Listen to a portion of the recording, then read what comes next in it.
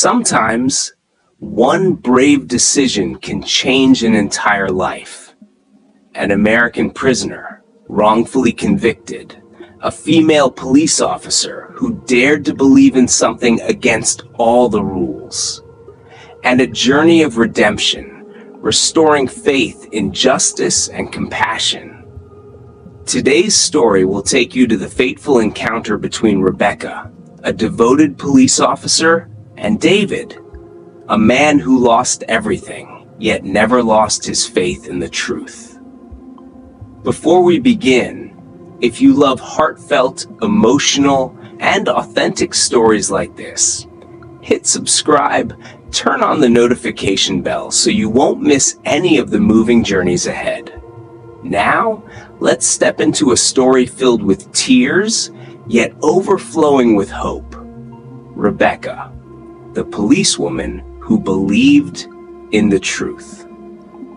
That Texas afternoon was scorching hot.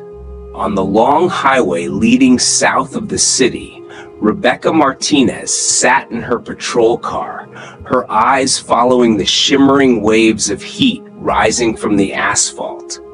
She had been a police officer for 13 years, yet a strange emptiness still lingered inside her. The death of her little daughter, Emma, in an accident whose perpetrator was never convicted, had left a wound that would never heal. Since then, Rebecca had become cold, hardened, and almost forgotten what it meant to believe in justice. One morning, the police department assigned her to Franklin County Prison, a facility holding a particular inmate named David Cooper, a former military engineer convicted of murder. His file was thick, his case once sensational across the state. But what caught Rebecca's eye was a short note at the bottom. Open quote. Inmate continuously claims innocence, refuses legal representation, shows signs of abuse in custody, close quote. Rebecca didn't usually believe in pleas of innocence, but something about David's eyes in that mugshot made her hesitate. They didn't look like the eyes of a killer. No coldness, no hatred, only exhaustion and quiet resignation. That afternoon, she entered the prison. The clang of iron doors echoed sharply. The warden, a short man with graying hair and a smoker's rasp, led her through the damp corridors. "Cooper's dangerous," he muttered. "Stay in your designated area. Don't ask too many questions." Rebecca simply nodded, but deep inside her instincts told her something was wrong. Every inmate lowered his head as she passed, except David. He stood straight, hands resting on the bars, gaze calm and steady. When she stopped, he spoke in a low, rough voice. "You're not like the others." Rebecca frowned. David shrugged. "Most people who come here look at me like I'm an animal. But you look like someone who's lost something." The words hit Rebecca's heart like a jolt. She wanted to walk away, but her feet wouldn't move. For the first time in years, she felt seen, truly seen.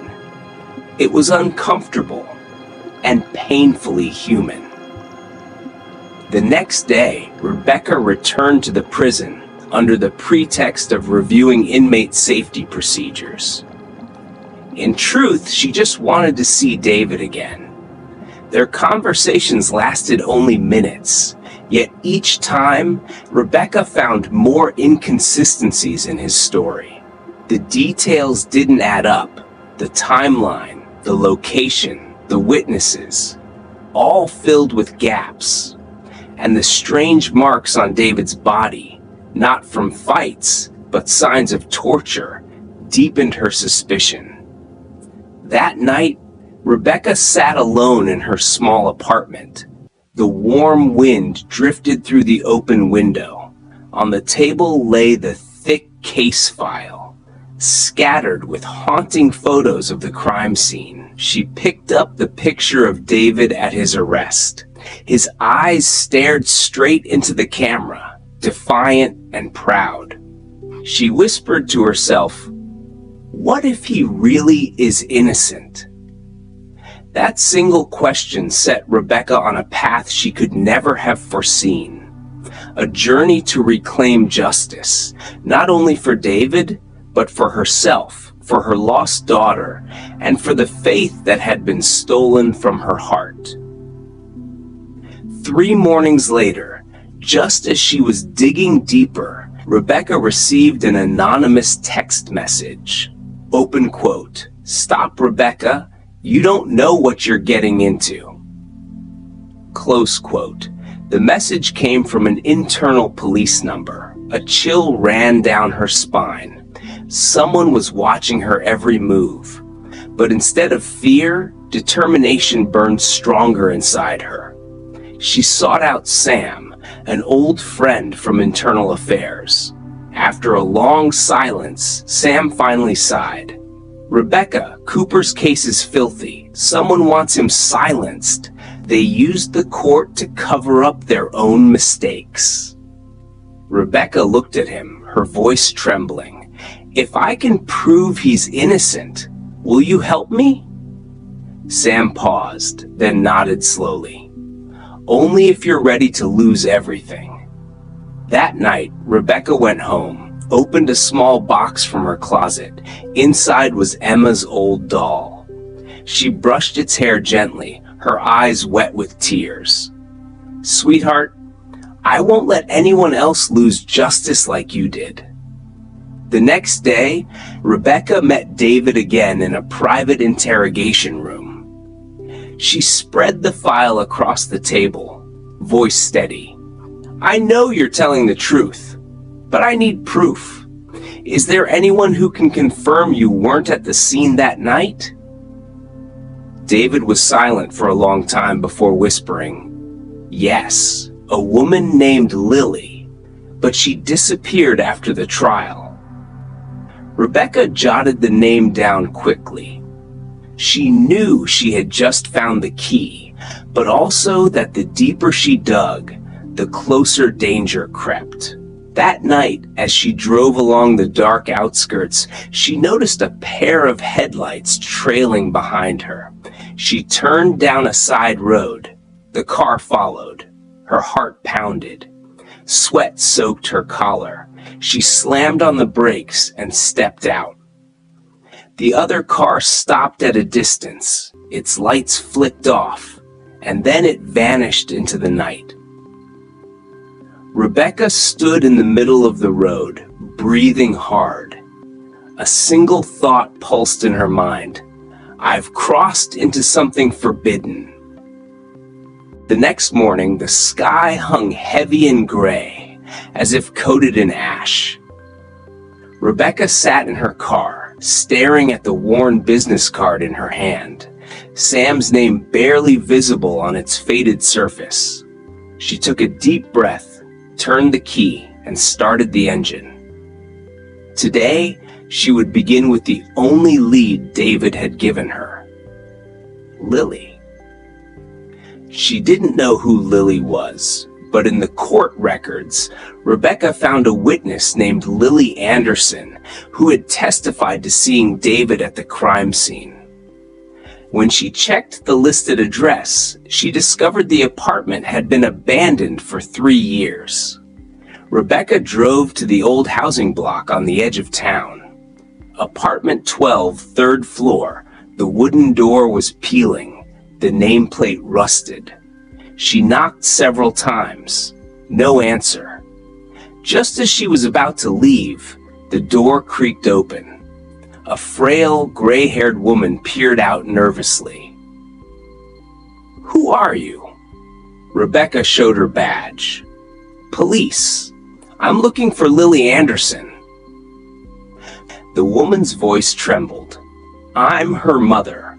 Lily's been missing since the day the trial ended. No one's found her. I went to the police, but they didn't care. Rebecca clenched her fists. Every word from the woman cut deeper. She sat down on a wooden chair and asked softly, "When was the last time you saw her?" The night before she testified, she cried all night. She said, "I don't want to hurt anyone, Mom." The next morning, she left home and never came back. The old woman broke down. Rebecca placed a hand on her shoulder, voice low and rough. "I promise I'll find the truth." Driving back, anger and sorrow welled up inside her. She pulled over, opened her notebook, and wrote, "Lily disappeared after trial. Possible threat or silencing." She thought, if Lily was forced to lie, the entire case could collapse. That afternoon, Rebecca met Chief Inspector Harris, her former superior. His office was pristine, the walls lined with medals. Harris looked displeased. "Martinez, I heard you've been digging into the Cooper case. I thought you were reassigned to patrol?" Rebecca answered calmly. "I found inconsistencies in the report. I just need to recheck." "Stop." Harris's tone was icy. "That case is closed. If you're smart, you'll leave it buried. You were a good cop once, Rebecca. Don't end your career over pity." Rebecca met his gaze. "This isn't pity, sir. This is justice." She turned and walked out, the door slamming behind her. Silence echoed down the hallway. Loneliness pressed in, but her eyes no longer wavered. She knew she'd been marked. Now she was being watched. That night, when Rebecca returned to the prison, something felt wrong. The air was tense. A guard passed by, whispering, "Officer Martinez, something happened to inmate Cooper." She froze and rushed to the isolation wing. David lay on the floor, face covered in blood. Two guards stood outside, indifferent. "Who authorized this?" she shouted. One of them shrugged. "He hurt himself. You know inmates, always making things up." Rebecca shoved them aside and knelt beside David. Broken ribs, torn lip, bruises everywhere. "What did they do to you?" David opened his eyes weakly, murmuring, "Someone wants me silent. Told me not to mention Lily." She went still. Rage surged through her veins. She called for medical support, ordering his transfer to the infirmary. When everything was finally under control, Rebecca sat in her car gripping the wheel. For the first time in years, tears streamed down her face. "God, I'm sinking into hell." The next day, she was officially suspended for violating internal investigation protocol. She knew Harris was behind it, but it didn't stop her. She would continue, alone if necessary. Sam called, his voice strained. "Rebecca, what are you doing? I heard you've been suspended." "I'm fine. I need your help to track Lily's last phone signal." A long silence. Then Sam whispered, "All right, but be careful. Someone's watching you." 3 hours later, he sent her coordinates. Rebecca drove to the location, an abandoned field near a small river. Following a trail of disturbed soil, she found broken glass shards, a snapped necklace, and an old wallet. Inside was a photograph. Lily and David, both in military engineering uniforms, smiling brightly. Rebecca collapsed to her knees, hands trembling. They knew each other. They worked together. Lily wasn't just a witness. She'd known David personally. That explained her fear. Someone had forced her to lie, then erased her.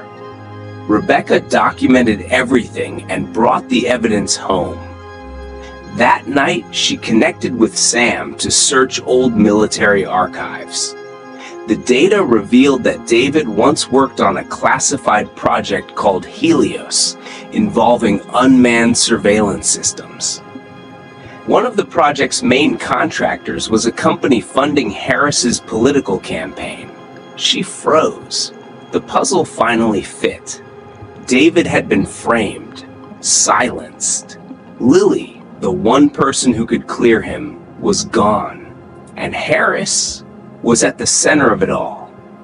My God, all of this just to hide their crimes. Rebecca couldn't sleep. She sat by the window, city lights flickering outside. On the table was Emma's photograph. She whispered, "Sweetheart, your mother's about to break the law." But she has to.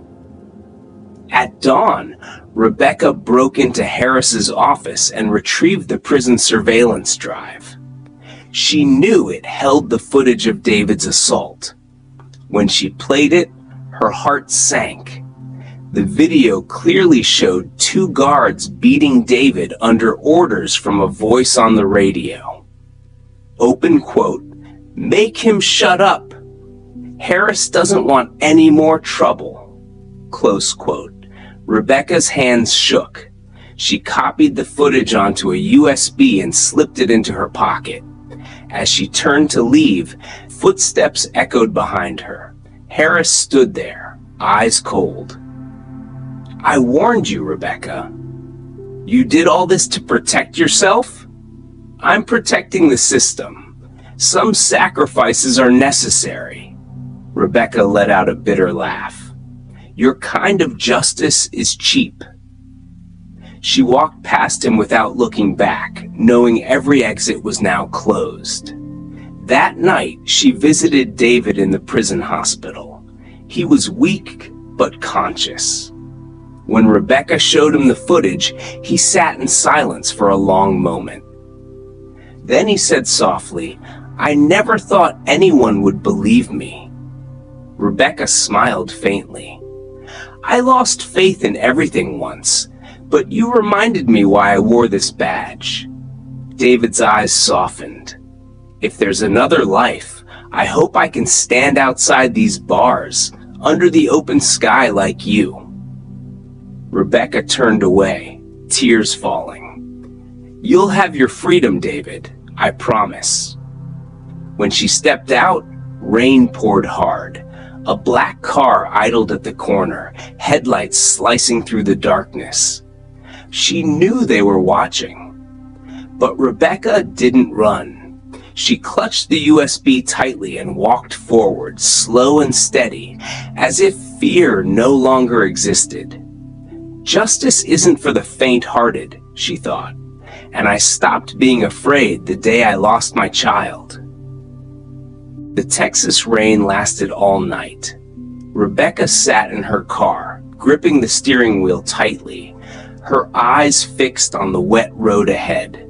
She knew from the moment she got that video, her life had entered a new chapter, the chapter of the hunted.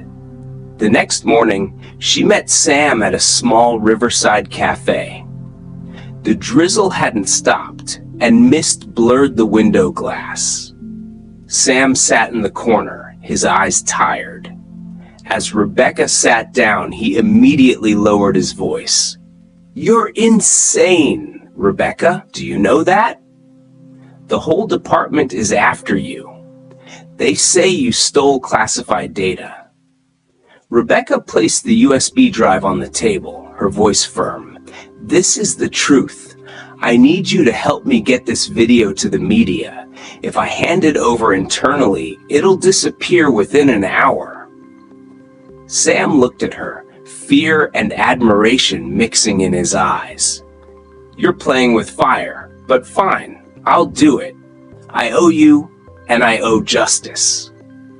The two made a plan to send the data anonymously to an investigative journalist named Clara Jones, known for exposing corruption within the police force. But before they could act, tragedy struck.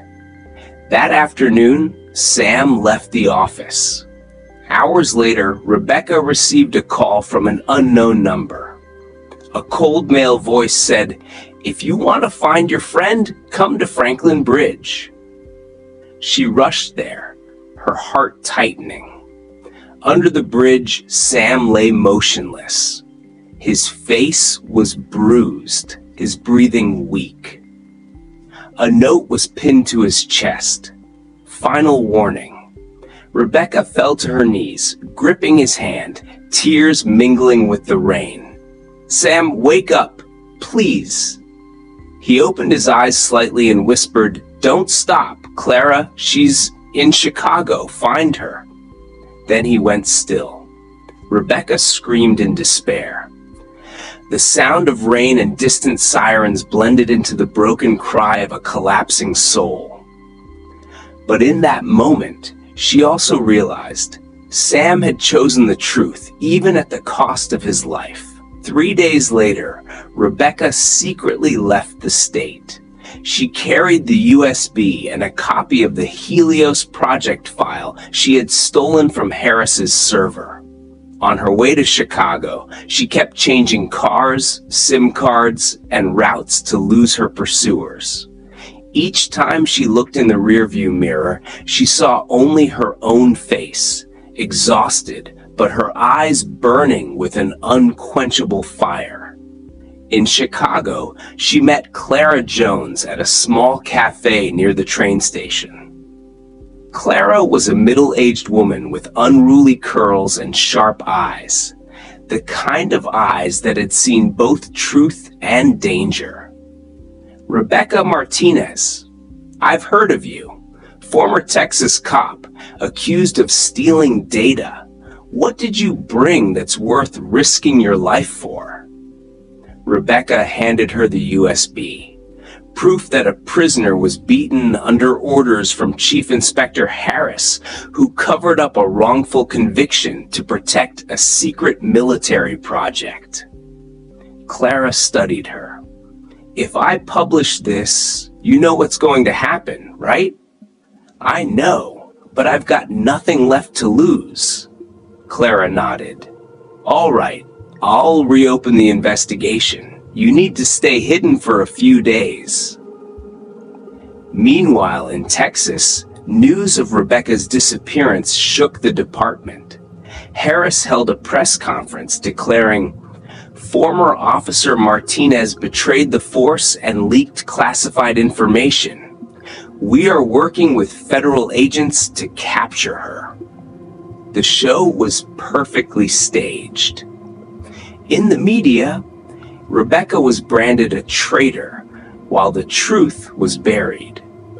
But only a few days later, Clara's newspaper released a 10-page article with the video from Franklin Prison. The nation was stunned. The police were forced to reopen the case. Harris denied all accusations, but public outrage grew. Clara sent Rebecca a message. "We've only won half the battle. They still hold the power."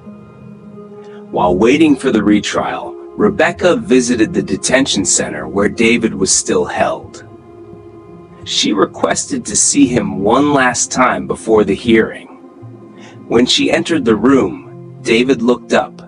His face was pale, but his smile was gentle. "I heard about you. The whole country's talking about Rebecca Martinez, the woman who dared to fight the system." She sat down, her eyes glistening. "I didn't do it for myself. I did it for justice, for those no one believes in."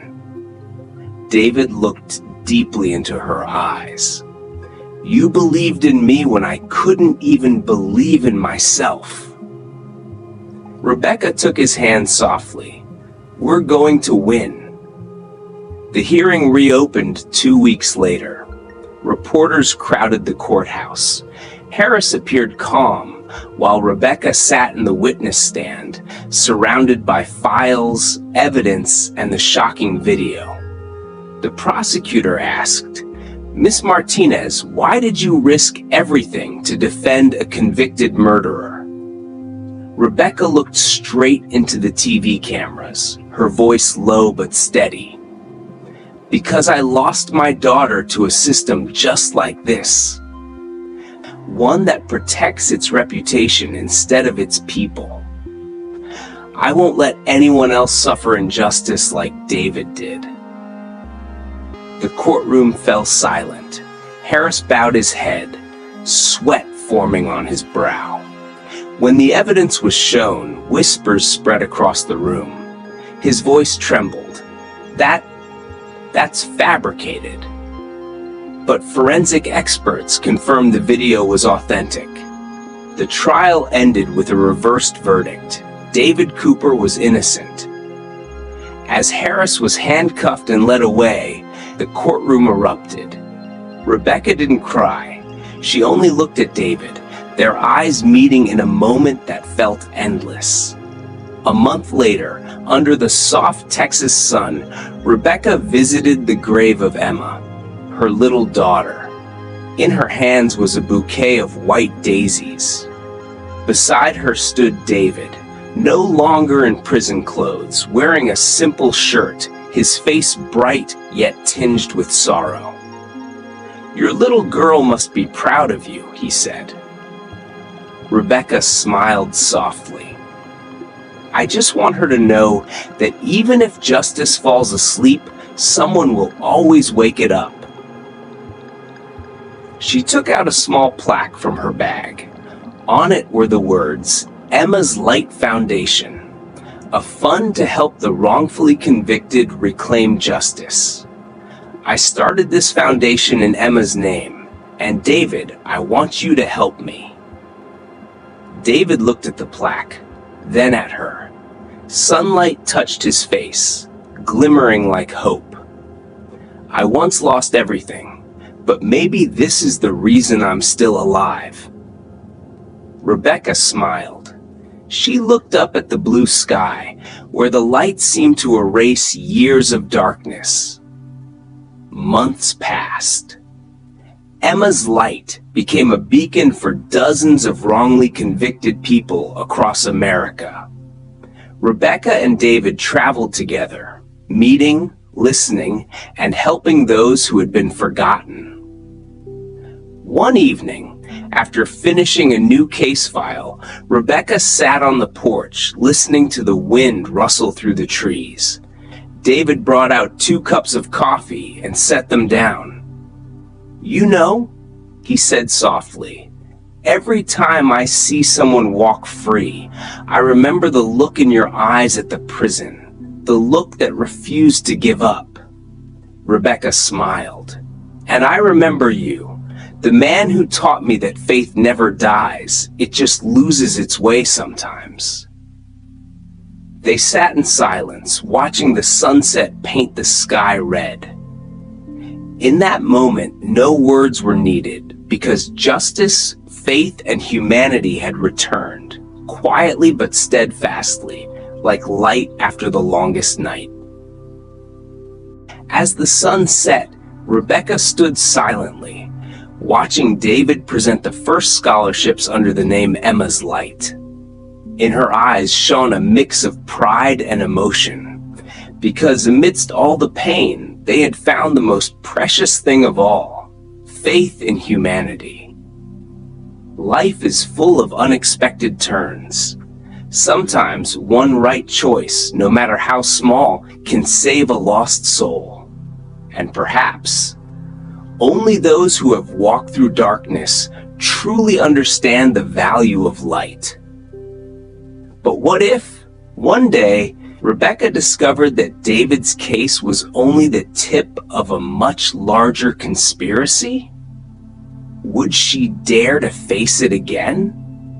And David, after finally gaining his freedom, would he really want to reopen the past that once haunted him? Share your thoughts in the comments below. If you believe kindness still exists, if you want to continue joining us on heartfelt human stories like this, make sure to subscribe and turn on the notification bell. so you won't miss the journeys that will make your heart fall silent, and then smile with renewed faith. Thank you so much for watching until the end. See you in the next story, where justice and compassion will once again be put to the test.